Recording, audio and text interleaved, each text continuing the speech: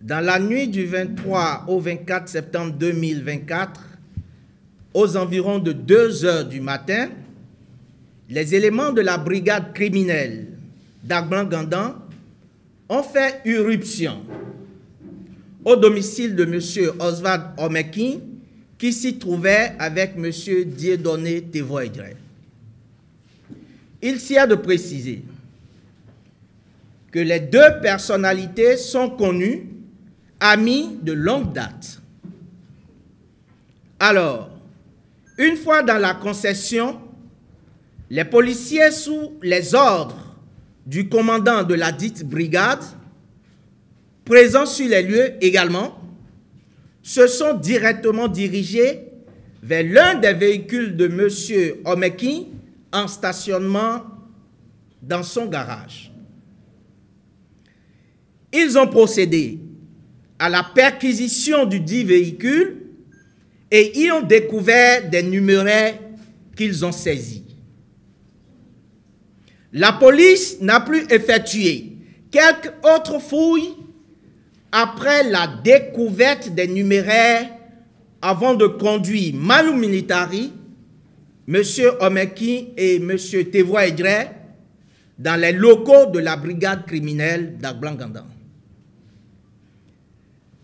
Cette saisie, cette interpellation et les actes qui s'en sont suivis constituent, et c'est la raison de notre point de presse, une énième violation de la Constitution de notre pays et des lois républicaines dont notre État s'est librement doté.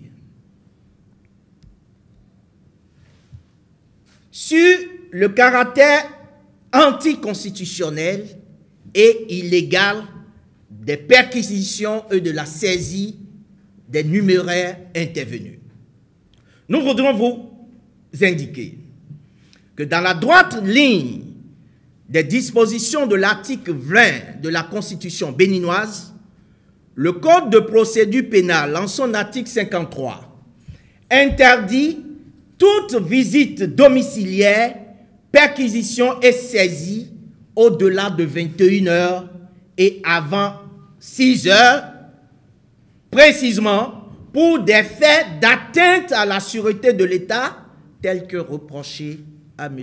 Omeki. Alors, l'interpellation de M. Omeki et de M.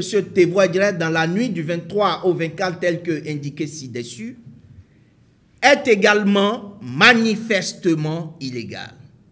Et pour cause, la loi prescrit de façon catégorique que même en cas de flagrance, si le juge d'instruction n'est pas encore saisi, le procureur de la République décerne mandat contre toute personne à l'égard de qui il existe des présomptions graves et concordantes d'avoir participé à la commission d'une infraction.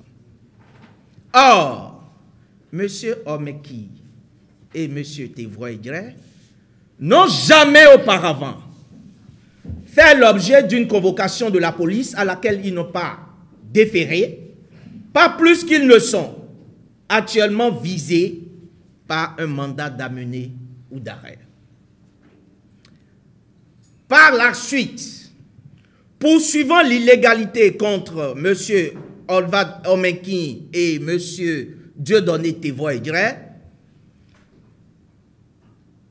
nous les avocats, l'ayant assisté pendant son interrogatoire, pendant l'interrogatoire de M. Omeki, il convient de préciser, et vous saurez pourquoi par la suite, ont été empêchés de le rencontrer après la notification de sa garde à vue, nonobstant nos démarches à l'endroit du procureur spécial près la Cour spéciale de répression des infractions économiques et du terrorisme. Or, ainsi qu'il convient de le rappeler, l'article 59 du Code de procédure pénale en vigueur au Bénin garantit à toute personne, dès la notification de la garde à vue, le droit de constituer avocat, de se faire examiner par un médecin de son choix et d'informer, de recevoir un membre de sa famille. Il importe de rappeler à cet égard que dans le contexte devenu très préoccupant de l'état de droit au Bénin, au moyen d'un communiqué en date du 20 août 2024 rendu public dans le cadre de l'enlèvement de M. Steve Amoussou, le bâtonnier de l'Ordre des avocats du Bénin a indiqué ce qui suit. S'il est admis que, dans un état de droit, nul n'est au-dessus de la loi et que toute violation y afférente mérite d'être réprimée, il est tout autant prescrit, voire exigé, que les modalités de poursuite et de répression des infractions y soient strictement conformes. Aussi, lorsque des indices graves et concordants conduisent l'autorité habilitée, en l'occurrence le procureur de la République, à décider de la mise en mouvement de l'action publique contre un citoyen, les principes généraux régissant la procédure pénale sont très précis en la matière. Le bâtonnier poursuit.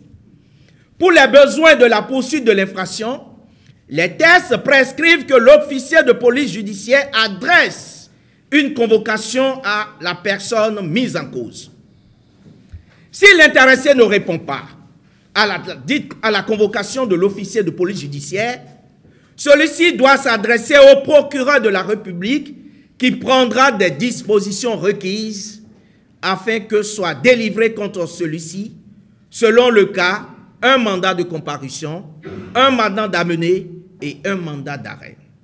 Fin de citation.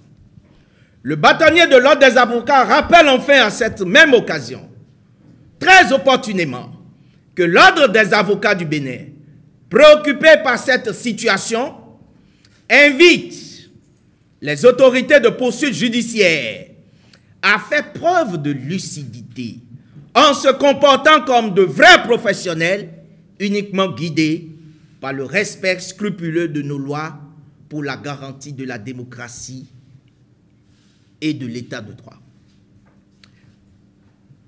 Dès à présent, face à ces actes pour le moins récurrents qui défient l'ordre constitutionnel établi et qui mettent en avant une image peu reluisante de notre cher pays, nous, avocats de M. Oswald Omeki et Dieudonné Tevoa-Idré, en vertu des normes républicaines en vigueur. 1. Exigeons, et nous entendons de soutenir la libération immédiate et sans condition de notre client Oswald Omeki et Dieudonné Tevoa-Idré. Appelons au respect des fondamentaux de notre République par tout citoyen chargé d'une fonction publique aux fins de la préservation de la paix, de l'état de droit et de la démocratie durable. Nous réservons le droit de saisir telle juridiction nationale, régionale et internationale ainsi qu'il appartiendra. Enfin, prenons à témoin les instances nationales, régionales et internationales garantes du respect des droits fondamentaux de la personne humaine et de la démocratie véritable, ainsi que le peuple béninois.